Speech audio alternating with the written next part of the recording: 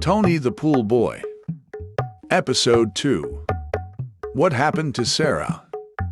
After hearing Sarah scream, my heart raced. I couldn't waste another second.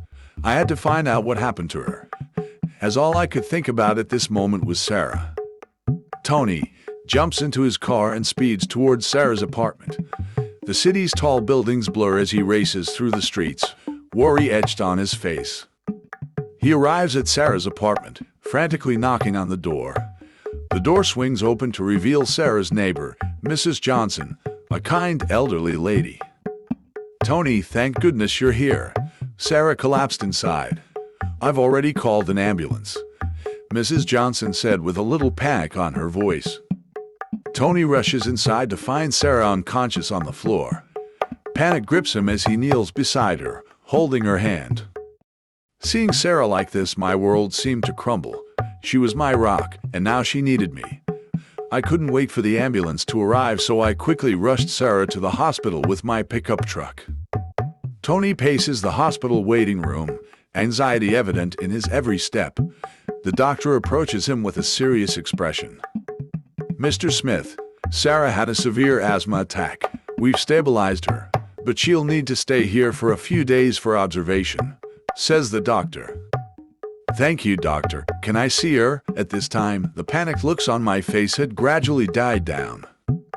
"Of course, but keep it brief. She needs rest," says the doctor. Tony enters Sarah's room, where she lies pale but awake. He sits beside her, holding her hand gently. "Tony, I'm sorry. I didn't mean to scare you," said Sarah. "Shish, don't apologize.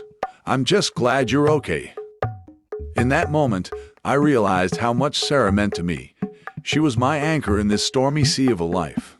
Just then, my phone began to ring. It's my sister Lucy. "Hi, Lucy. Tony, come home now. Dad wants to speak to you. It's urgent." "Is everything okay, Lucy?" "Tony, come home now." She hangs up the phone. With a worried look on my face, Sarah couldn't help but to ask, "Is everything okay, Tony?" "My father wants to see me." "Then you have to go see him, Tony." "Don't worry, I will be fine," Sarah said. Tony returns home to find his father, Mr. Smith, waiting for him in the study. "Tony, I heard about Sarah. How is she?" Tony's father asked. "She's stable now, but it was close." "But how did you know about this, Dad?" "I know everything, son. You need to be careful, son.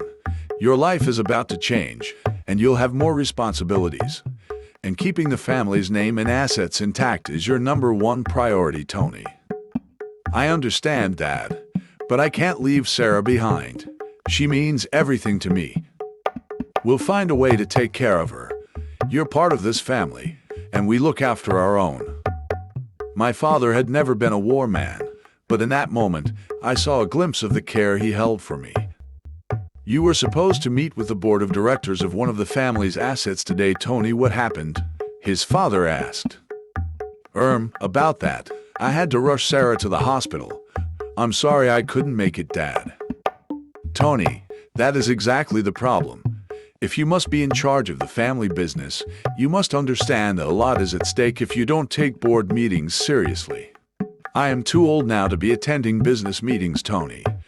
That is why I want you to carry on from where I have stopped. I have rescheduled for the meeting to take place tomorrow, and all the directors of the entire Smith's Investments will be attending the meeting. So if you screw this up, Tony, you can't be in charge of the family's assets. You may go now. And get ready for tomorrow's meeting." For a moment, I was drawn aback. I knew that tomorrow was indeed going to be a big deal, so I hurried back to the hospital to pick up Sarah so I could take her home. On our way home from the hospital, the guilt of not telling Sarah who I really was, and how big my family was, the assets and businesses my family owned and was soon becoming mine, was killing me. So I had to open up to her. But just as I was about to speak, her phone rang, interrupting the moment. It's her mum. "Hello, Mum. Yes, I am fine now. All thanks to my hero." She smiles softly as she turns to look at me slightly. "Oh, really? Okay, Mum, I will." She hangs up as her face lit with a glowing smile. And so I drove her home, not wanting to spoil her mood for the night. The next morning, bam, bam, bam, bam. A loud bang on my door. Startled as I was, I jolted into reality. I quickly rushed to my door, wondering why my door was being banged upon so hard that I could feel my heart beating to sound coming from the door. As soon as I opened the door, my eyes lit open as my mouth grew wider in shock. End of episode 2. Subscribe to this channel and hit the notification bell for the next episode.